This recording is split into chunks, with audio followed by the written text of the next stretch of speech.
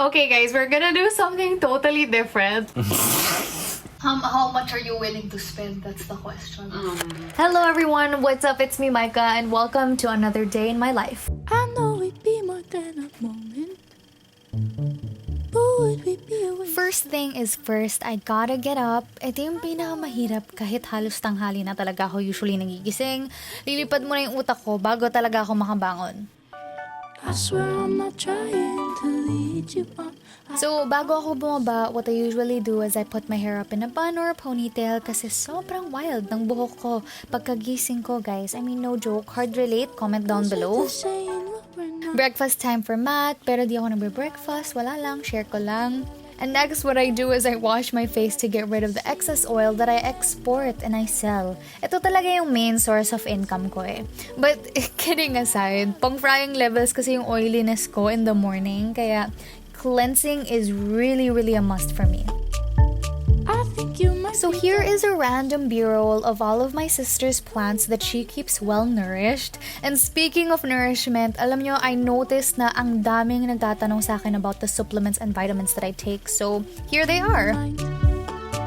I wish I could tell you. First thing I take in the morning with an empty stomach is this hydrolyzed collagen from Puritan's Pride to help me improve my ever acne-prone skin and also to reverse signs of aging din, diba? Masipag din ako mag-workout kaya I drink this for protection ng joints ko, muscles, and bones as well. Along with this, I take the L-glutathione.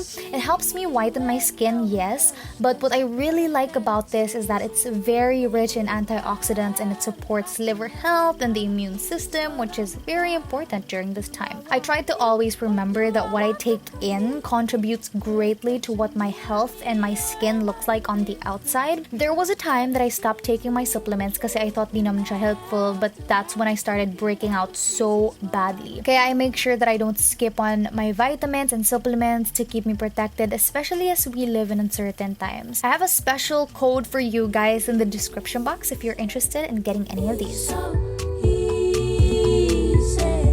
Pag nighttime naman, what I do is I take the vitamin E that you see here and I believe that it has drastically helped in brightening my skin up. I also take probiotic kasi sobrang lala ng stomach problems ko since childhood and I find this to have improved the overall health of my intestinal system. And lastly is one of my favorites, my apple cider tablets that support weight loss and my immune Do I system. like you or do I like the attention? I'll talk more about my quiet time in a bit, but for now, let's move on to skincare. Do I like that it's easy? So for my skincare, I start with my cleansing water, I can have you now, then easy's what I'm about. then my serum. I think you Afterwards, I apply SPF to keep me protected from the sun the entire day. right time.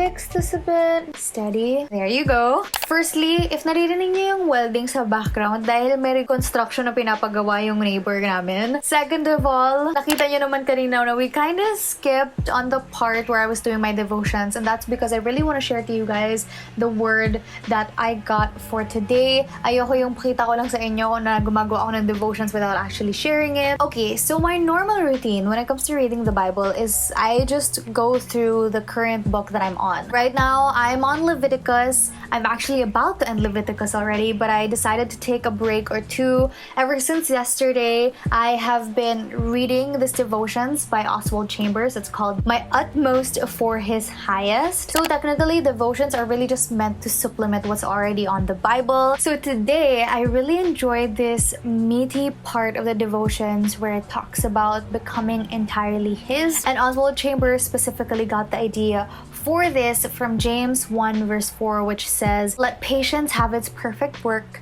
that you may be perfect and complete, lacking nothing." Now, most of the time, kapag nababasa ko ng devotions, ang ginagawa ko is binabasa ko yung entire chapter of the verse that's written here. So what I did is I opened my Bible to James chapter 1 to see the full context of the verse. What I really loved about James chapter 1 and also the devotions that we have for today is, firstly, it says in verse 2 that we should count it as joy whenever we go through different trials and challenges. And that's really not something that you hear, because when you hear trials and challenges, you cringe, you get annoyed, you get pissed, you get angry. But it's saying here, count it as joy. Trials sharpen so many things, different aspects in our life more than we realize. I look back at the things that I went through in my life and they were all so difficult at that time, but at the same time, I wouldn't be here talking to you guys and encouraging you if it weren't for those things that I went through. Count it as joy because it sharpens your character, it sharpens your wisdom, your knowledge, stretches our patience, our faith, and I really do believe that this is a word that we need to hear at this moment, especially now during this time that all of us are going through something really difficult together. Secondly, I really love what Oswald Chambers said here. And he was saying how many of us appear to be all right in general, but there are still some areas in which we are careless and lazy. Sometimes we can get really complacent with where we are in life because everything seems all right, that we forget to be observant of some areas that we have not yet given to God. I am guilty of this, and every day Jesus continues to be a light in my life. What I mean by light is that, for one, He's the one who exposes the darkness in my heart, in my mind, and basically the darkness that has retained from the past that I used to live. And bit by bit, as we go throughout life, we're going to realize how much more we need to work on a certain area, how much more we need to surrender this area to God. But again, going back to my point, Jesus exposes the darkness in my heart, but that's not only what He does. I don't want you guys to think that Jesus is just telling us, no, you shouldn't do this, you shouldn't be that, you should change this. His light will not simply expose the darkness, but He will also be the light to get you through the darkness. And at the same time, He's also the light at the end of the tunnel. He's the beginning, He's the core, He's the foundation, He is the end. So yeah, basically that's it. I just wanted to share to you guys how I read my Bible and everything that I learned from today's devotion. If you guys have any questions about how I do my devotions, any faith-related inquiries whatsoever, please just comment them in the comment section down below. I would love to answer them. Alam nyo, actually, ang dami nagtatanong sa akin kung paano ba akong nag-journal. So, I wanna show you guys what I do and how I do it. Alright, here you go, guys. This is what my journal looks like as of the moment. So, gusto ko lang sana ipakita sa inyo. Etong part na to, ito yung basically what I have to do for the day, kind of like the things that I have to post, meetings, or sometimes I just put the meetings in my head and I don't really write it down. But yung pinaka-importante that I really have to remember, dito ko nilalagay. Para siyang mini checklist. And then the rest, basically, what I learn from my devotions or what I have to remember from it. I really try to be as consistent as possible. And actually, guys, you don't have to just stick to pen and paper. If you want to do it on your iPad, on your phone, that's also possible. However, for me, this is really what works. I find notifications and smartphones very distracting. Kaya this is my escape from the social media world. Okay guys, we're gonna do something totally different. Kasi in-invite ko lang si Matt. Yeah, that's him. You just can't see him. Yeah, it's 5 p.m. He just woke up. I'm kidding. We're gonna do Song Association. Song Association. And then we have this like random word generator. To be honest, ang hirap niya. So, walang titingin dito. Development? It's... I don't know. This is going so well. Going so freaking well. Okay, again. Don't look. Forecast. I think we have to change the word type. Let's just go verbs. Supermarket. I'm sure there is. Here at SM Supermarket. I mean, isn't SM? Okay, fine. Okay, fine. I don't know. SM doesn't stand for supermarket. It stands for Shumart. Hi, teacher mom. My student is absent. I've been waiting for 15 minutes. Mom, sample ka nga. Pag nag-hello ka. Kunyari yung pangalan ng student mo, Rainbow. Hi, Rainbow. Good evening. How are you today? If you guys didn't know, so my mom has 2 jobs. She works for Sun Life and she's also a teacher online, which is super cute. And also, I am using my iPhone. Look at my background. Wow, linis. Dude, dahil sa'yo, I can't stop thinking about Savage Love. BTS sang it. That's why I listened to it a while ago. I'm just gonna say that on December, magta-trial yung NLEX na bagong gawa. Ay, mabubuksan naman yung sa Alaba, sa may Alaba. Yeah, and there will be no fee for 1 month. I know! See, it's free, so we need to go to the north. But where? Baguio. Yeah, pwede naman, but like where in Baguio? Yung walang tao. Duh! Ang gagawin natin? Papaalisin natin sila. Hey, Mom, come on, you get what I'm trying to say. Wow. We can't go there where people are. Imposible yun. Oh, then we can't go. A lot of people will go to the north during that time. Oh, then we can't go because who knows who's sick. Right? Let's just go somewhere maliblib like San Benito. Well, big time si Te. I said like, not San Benito itself. Okay. How much are you willing to spend? That's the question. 2,000? Hanggang shakings lang marami. Saan makakalaga yung 2,000 mo? Sa San Benito! Patignan pa siya.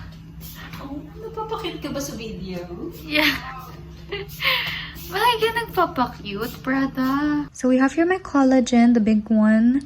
This apple cider, and then my probiotic, and then my vitamin D3, and then the gel is my vitamin E. Alam niyo guys, ang laki talaga ng inayos ng skin ko. I mean, I still have like a few dark marks, pero ang laki na ng inayos niya. I have added like a supplement recently to my skincare apart from changing up my toner. So ito yun, ang daming actually sa inyong nagtanong about this when I featured it on my Instagram stories. Kasi nga, I always see this, wait lang, hindi ko mabuksan. I always see this all over Instagram. Ang daming nagle-LED mask. And of course, I'm sure lahat kayo naging curious and ganun din naman yung na-feel ko. So it says here, thank you so much for your purchase. I got this from Glowed PH. Tapos ayan, may mga instructions naman sila. Meron silang mga guide. They have a manual for it. So like how to use and maintenance and storage is all here. Oops, my dogs are having a concert. Ayan, okay. Itayo natin so I can talk to you guys about the product. Okay, so I really want to talk to you guys about this product kasi sobrang excited ko rin nung nakita ko siya. I mean, I've never used some kind of device for my face. That's why this was really new to me. Right off the bat, I'm gonna be honest with you guys. It felt unnecessary. And then I just had to try it for myself. I mean, I have so many skin problems as of the moment. So it wouldn't hurt to try something like that. It's really a great treat for our skin. Para kang nagpapa-facial but then now you can do it at home and sobrang dali niyang gamitin. Okay, so basically, here's what I do and here's how I use it. So of course, I take a bath at night and then I wash my face and all that jazz. And afterwards, what I'm going to do is basically just apply my toner para lang matanggal yung mga excess dirt whatsoever. And then I start to use the mask. At first, I thought it was going to be complicated and I thought it was going to hurt my eyes because when I did post that, someone actually told me that medyo masakit daw sa mata yon. That's why I should opt to get one. But personally for me, I've tried the red light and also the anti-acne one, which is the blue one. And none of them have ever made me feel dizzy or made my eyes sensitive because they're too bright. Anyway, going back, what I did first is, syempre, chinarge ko muna siya. Tapos nun, after I charged it, tinanggal ko na siya sa saksak. And by the way, you cannot use it while nakasaksak siya, just for safety purposes. And then you just press the power button. It's gonna turn on. The first one is the red light. Now, the red light is really made more for collagen boosting.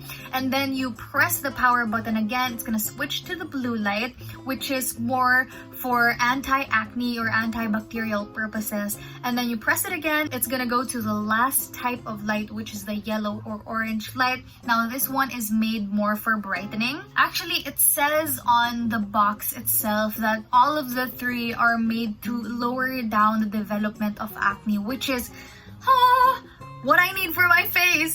Okay, now for my experience while I have the mask on. To be honest, at first, I thought that I had to alarm my phone pa kasi you're only allowed to use it about 10 to 20 minutes a day, but it actually turns off on its own, which is pretty cool. So you leave it on, do whatever you want to. You don't have to keep your eyes closed. Ako, sometimes I read, sometimes I watch, sometimes I just talk to Adrian, sometimes I just do some other journaling stuff. It really depends. But what I really love about it is that you don't have to stay in a certain place and keep your eyes closed and not be able to do anything. I mean, you will just see instantly na meron siyang glow after you use it. I wake up looking a lot more glowing. Tapos nun, wala rin akong mga bagong pimples. By the way, if you guys want to order this, then all you have to do is follow them on their Instagram, send them a message, and they also have a website. Everything will be linked in the description box below. Kapag meron kayong mga questions about my experience, comment nyo lang siya below. And if meron kayong concerns, again, just comment them. I would love to answer. Alam nyo, hindi talaga ko yung type na magre-recommend ako ng product na hindi ko pa natatry.